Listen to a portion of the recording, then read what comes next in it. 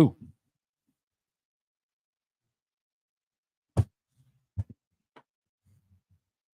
Okay, what's up, everybody? Good morning.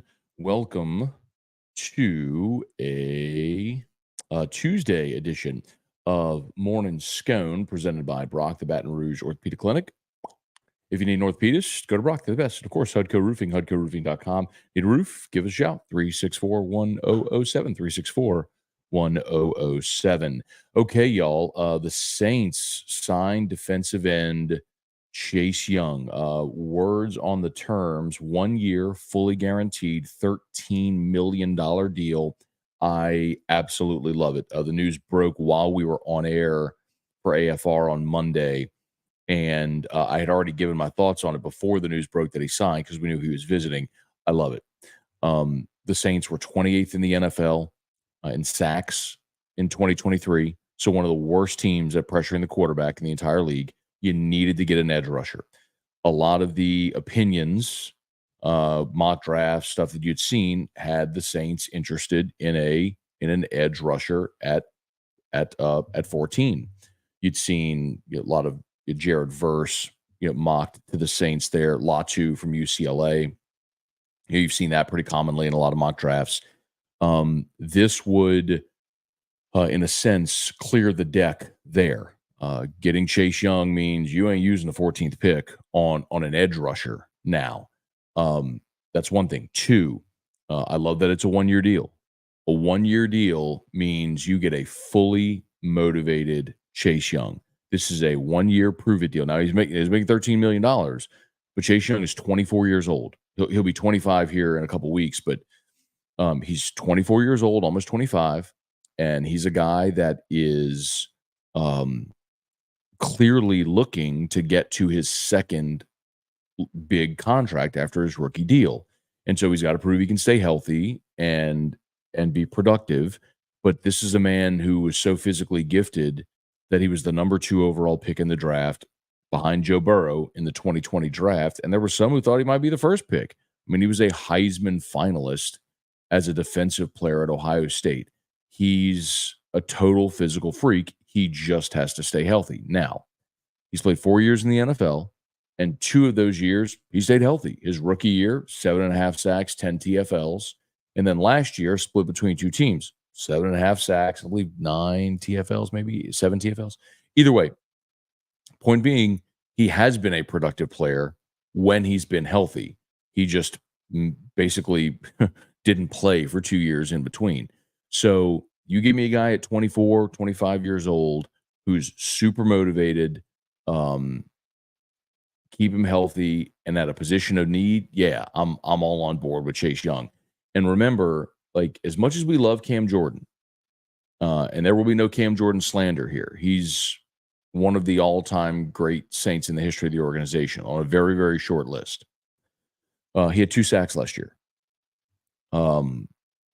Tano Passanio, his career high in sacks is 4.5.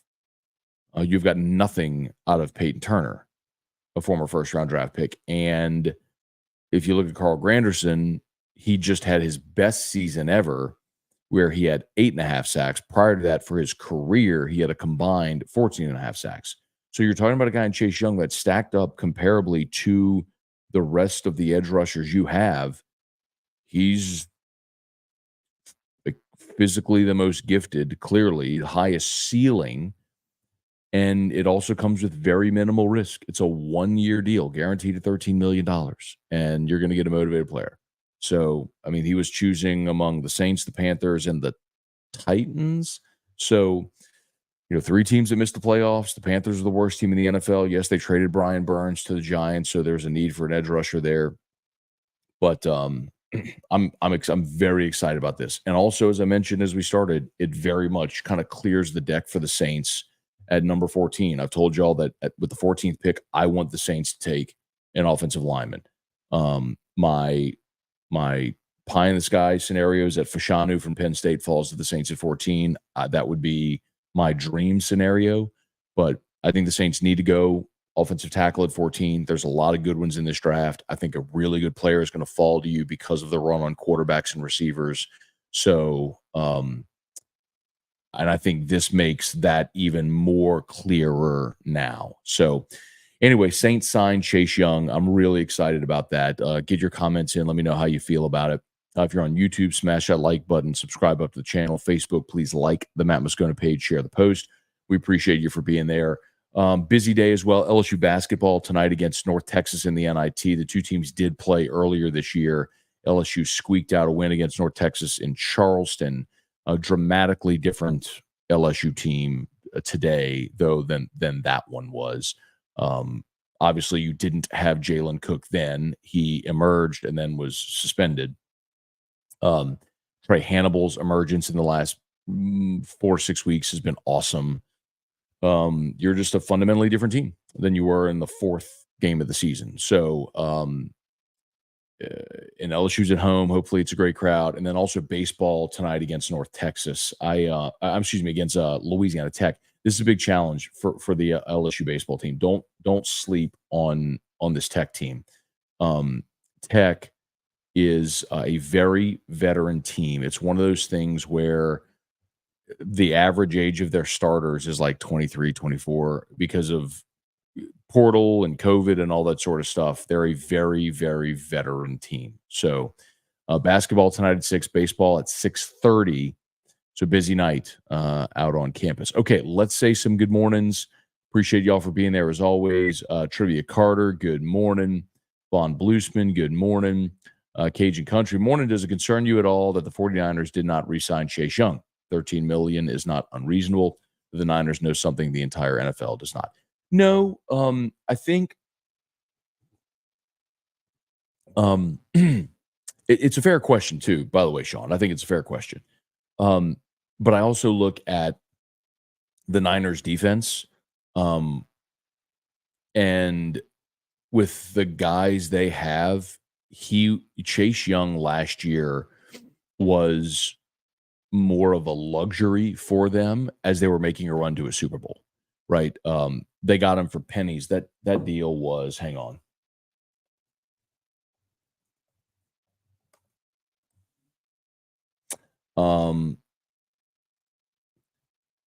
Yeah, so they traded a third round pick, which is more than I thought, actually. They traded a third round pick for Chase Young in hopes to pair him with Bosa, who remember Nick Bosa was Chase Young's teammate at Ohio State. So think about that duo in college. Jeez. And let's see. I'm looking for Chase Young's splits real quick because he spent part of the season in Washington, and then at the deadline went to San Fran. His numbers, here you go. So he played 7 games with Washington, 9 with San Fran. So in the first 7 games of the season, right, with Washington, he had 5 sacks. In the last 9 games with San Francisco, he had 2.5. So he was more productive in less games in Washington than he was in San Francisco. Maybe that's scheme. Maybe that's because it was opposite Bosa. I don't know. I don't know. But and I can't tell you I know everything about San Francisco, but I'm not super duper concerned about that. There's very clearly potential in the player in the sense that the Niners are willing to give up a third round pick for him. And it's a 1-year deal, like we mentioned. Taylor Hudson, good morning. Brandon Tilley, good morning. First time catching you live in a while. Thank you, Brandon. Appreciate you for being there. Wendell Norman, good morning. James McKinney, what up? Cliff Nelson, what up? Uncle Scone, hashtag Team Drew. Thomas Natal, doctors recommend the organization not to sign him. So we'll see what happens with the physical. I will, I know it's pending physical, but let's see.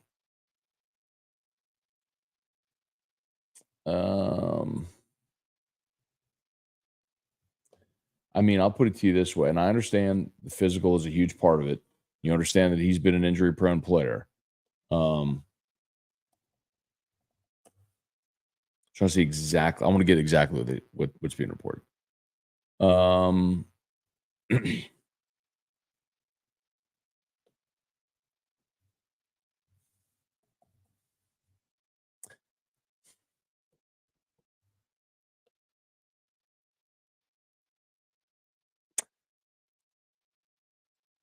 So I don't know. I mean, so to be very clear, he's already signed. Like the Saints have already announced it. They've like the Saints. This isn't a report. The Saints have formally announced his signing. So Chase Young has signed with the Saints. If what you're saying is that doctors, oh, you're saying doctors recommended the Niners not sign him. Okay, that makes more sense. That makes more sense. Okay. Christian, good morning. Looks like the softball team dropped their series against Ole Miss. Heck of a season winning streak. Yeah. So they started 24-0, lost the last two. Last two nights against Ole Miss at home. So bummer. I mean, look, you're not going to go undefeated, but that's still a heck of a start to a season. So get back on track. Brett Gidry, at LSU, does the special teams coordinator work with the kickers, or do they have a kicking coach, or do they just kind of do their own thing? I can't imagine our coordinator is a kicking expert. Just curious. So the special teams coach will work with kickers. And Brian Kelly also will go work with special teams at times as well. From what we've seen in practice, I can give you firsthand knowledge, like when we're over there. So what will happen though is at practice, so there's 4 football fields, right, outside. And so you may have like offense on one field, defense on another field, and special teams, the kickers on another field. And so what you'll see is like while the offense and the defense are going through all their team drills, the kickers are kicking field goals and punting, and they're on the other field just kicking. Because the special teams coordinator has split roles, like Slade Nagel, for example, is the tight ends coach and is also going to work with special teams. Well, he's going to be working with the tight ends. And then when they go special teams period, he'll run the special teams periods. My assumption is it's a good question because when we get a chance to talk to Brian Kelly, I can ask him this. But whenever, because they film practice as well, right? So they have a video crew that is video and practice, so they can go back and watch practice film. That's when the coaches, my guess is would spend more time working with kickers on technique and things like that and critiquing. Charlie Cavell, it's a good question. Deborah Coward, good morning. Matt Plavidal, morning, Matt. Needed a day off with driving 22 hours in a 34 period. That's a lot, Matt. Yeah, man. I know you said you were driving, making a drop off of your car, picking up your car. Yeah, man. Take a day, man. Take a day and get you caught up on some shut eye, man. Ryan, Amanda Gidry, what's going on? Chris P, Jeff McKithen, good morning. Henry Gordon Bennett. Matt, here's the question. Does Young start over Jordan? No, I don't think so. I think Cam Jordan is still very good against the run. And my guess is with Jordan playing left DN, Young would play right DN. And so, listen, Carl Granderson has obviously earned the contract he's gotten. But my guess is Chase Young would be the starter and Granderson would rotate in. And you hope Isaiah Foskey finds something this year. And same with Peyton Turner. I mean, that's 2 draft picks. You got a lot of draft capital invested in Peyton Turner and Isaiah Foskey. Turner, a first rounder, Foskey, basically a de facto first rounder. I mean, he was a 35th pick. What was he? I mean, he was an early second round pick, right? Was he 40? Where was Isaiah Foskey picked? He was the 30. I might give it up on Foskey, by the way. I'm not telling you he's going to be a bust. He was the 40th pick overall. So, but you've built yourself some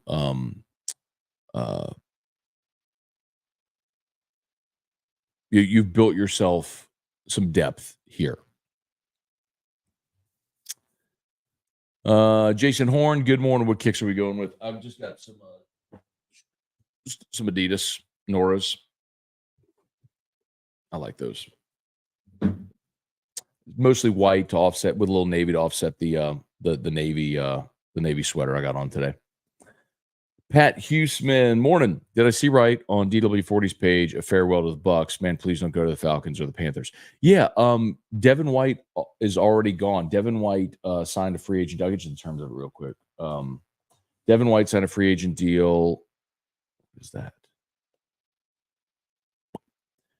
He signed with the Eagles. It was a 1-year deal worth. This is one of the reasons why I think a lot of us were looking and going, well, why did you sign Willie Gay to a 1-year deal if you could have Devin White? Well, Willie Gay signed a 1-year, $5 million deal. Let's see. Devin White's 1-year deal was worth $7.5 million. So, I mean, feels like a relative bargain, but I would have loved to have signed Devin White, but maybe he wanted to go to Philly. Maybe it was a better opportunity, right, to go to a winning team like that. Rocky Killian, good morning. Hey, Matt, we hope we're getting the Chase Young of Ohio State, not the NFL thus far. I love his potential, though. That's the thing, though, Rocky. Like, you got to consider this, all right?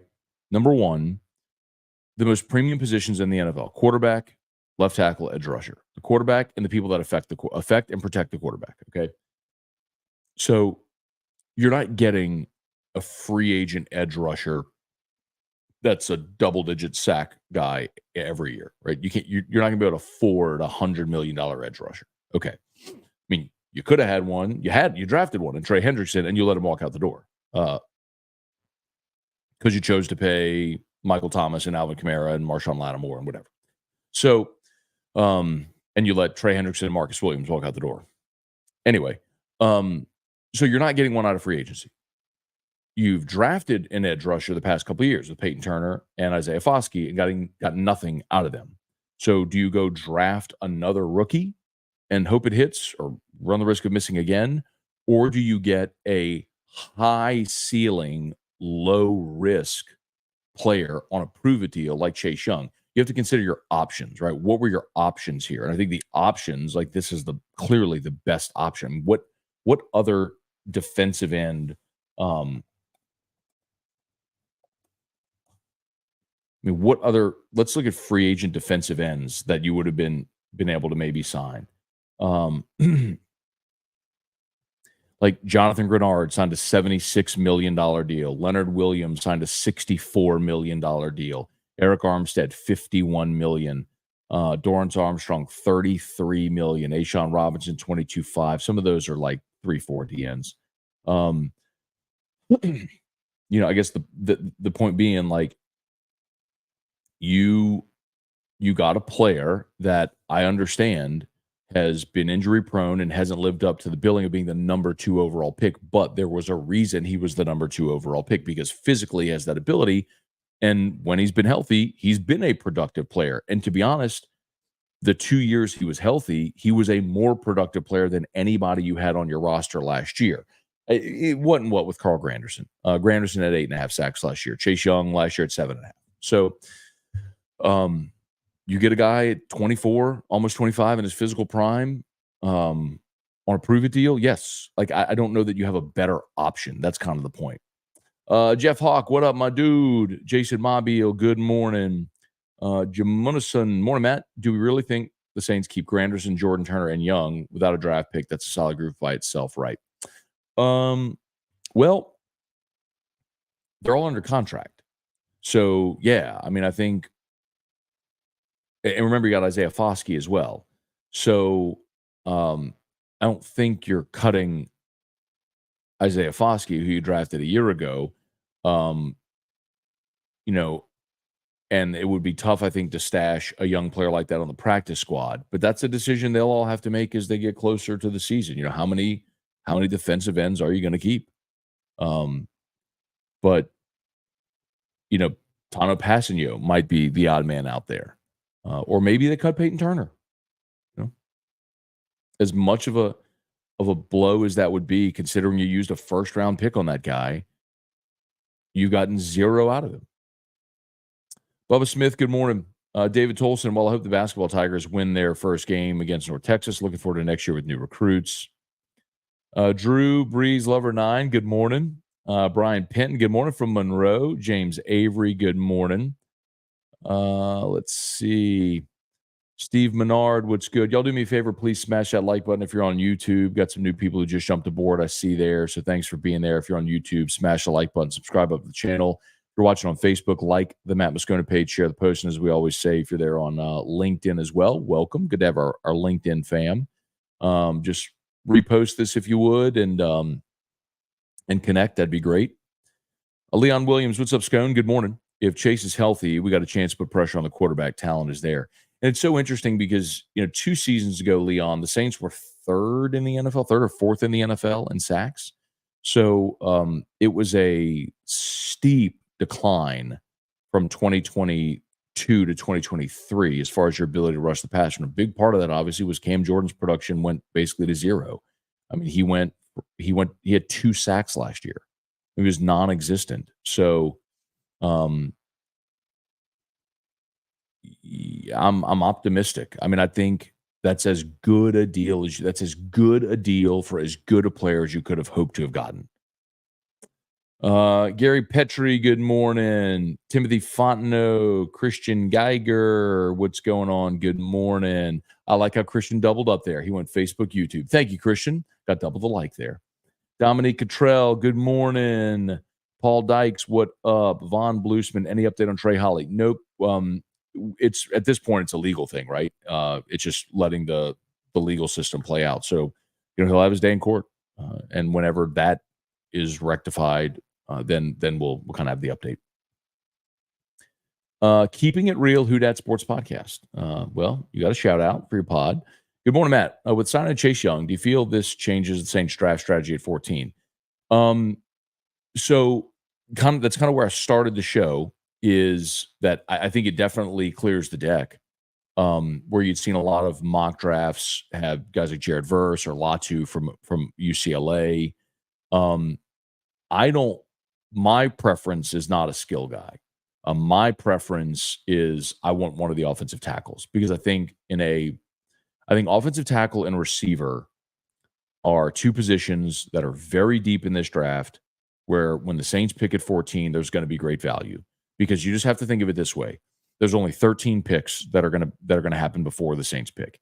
Caleb Williams, Jaden Daniels, Drake May are going to be off the board. There's all this talk now about J.J. McCarthy. If he's off the board, that's 4. Marvin Harrison will be off the board. Malik Neighbors will be off the board. Rome Odunze will be off the board. That's 7. My guess is Joe Alt will be off the board. That's 8 already. So there's only 5 more picks, and I'm sure there's other obvious players that I'm leaving off there, but 5 more picks. Is there a chance that one offensive tackle slips? I mean, I didn't mention any like of the defensive players in the draft that are certainly going to come off the board high. So, I mean, the Saints are going to have a top tier offensive tackle fall to them at 14. There is going to be one of the elite offensive tackles in this draft sitting there at 14. Do you pick them? I would. Tommy Primo, Matthew Rhodes, morning, Matt. Mississippi had LSU's number this past week. They did. It's good. Look, good week for Ole Miss softball beating LSU, and Mississippi State baseball played great at home. It was funny. David DeLucci was on AFR Monday, and he pointed something out, which I guess I could have noticed, but didn't. Every road team lost their series this week in the SEC in baseball. Every single road team lost their series this past week. How about that? So LSU wasn't alone in that respect. Good week for the home teams. Let's hope it continues this week. Leon Williams, Peyton Turner has to stay healthy. He has the skill. You see, Leon, I don't know that I agree with that. They drafted Peyton Turner as a guy who hadn't stayed healthy in college and wasn't super productive in college, but he had the high relative athletic score and the thing they love. And like, we've never seen him stay healthy or be productive. I think he's a great athlete, but we've never seen the skill. So maybe that's a bit semantics, but I actually disagree with you on Peyton Turner. Like, Chase Young has been productive when he's been healthy. Peyton Turner has never been productive, even when healthy. Dominique Cottrell, let's see, how do you feel about Cousins going to the Falcons? He makes them the betting favorite in the division. But it feels eerily similar, Dominique, to the Saints last year signing Derek Carr. I mean, you got a veteran quarterback who has never really won at the highest level, coming into a mediocre team, trying to elevate them in a bad division. I mean, it's almost exactly what the Saints did a year ago with Derek Carr, and that went kaboom. So I get why people are going to be sold or are going to buy the Falcons more, because they're going to have the most experienced, veteran, established quarterback in the division. But how about the Saints having the third best odds to win the division? I mean, Baker and the Bucks have the second best odds to win the division, better than the Saints. How about this? J. Rowe, love you, man. Love you too, J. Rowe. Thank you so much. Very kind of you, man. Thanks for being here. Brent St. Germain, morning, Matt. As far as I know, I'm not related to Bart. Originally from Cutoff, minus the Coach Joe and Bobby Hebert accent. Gotcha, man. Gotcha. There's a Bart St. Germain as well, who watches the show. Tim Gotro, Joe Parker, Adam Parker, the Matt Cepeda. Good morning from NYC. All right, Matt, just missed you in NYC. Was there last week. Ryan Stadler, morning, Matt. Thoughts on the pickup so far in free agency for the Saints? You know, Ryan, until the Chase Young thing, there's just not a lot to write home about. It's what the Saints always do. They have a, sort of a big ticket item as free agency opens. That was Willie Gay, although it was a 1 year, $5 million deal. And then they go bargain bin shopping. So, I mean, I don't know that Nathan Peterman or Cedric Wilson is going to get anybody super excited. But I think the Chase Young signing is exactly the kind of addition they needed. Glenn Laurie, morning, Matt. See RC hosting. Get up this morning. Congrats to him. That's awesome. RC's doing great, man. I'm fired up for him. Great dude. Works so hard. Has worked so hard to to get where he is and earned everything he's gotten, man. So I'm fired up for him. I'm actually going to be back in New York for a day at the end of April. And I may see, I'll be there on a Monday, and I'm flying up there Monday, flying home Tuesday for a thing Monday night. I may try to see, because my flight Tuesday is until like 2 in the afternoon. I may try to see if I can get over there to the studio and see the Seaport District, go see Get Up and go see the ESPN radio studios and all that stuff. I actually probably will do that. Cam is long in the tooth. Jordan Simpson, good morning from Shreveport. Kelly Gross, good morning. Greg Carter, morning, Matt. Have you seen Patrick Paul, OT from Houston? I have not. Rex, good morning. Let's see, Jordan, why do you think we released Michael Thomas? Didn't try to get something for him like draft picks. He was untradeable. Kind of went over this a bunch, Jordan. You have to look at the contract, right?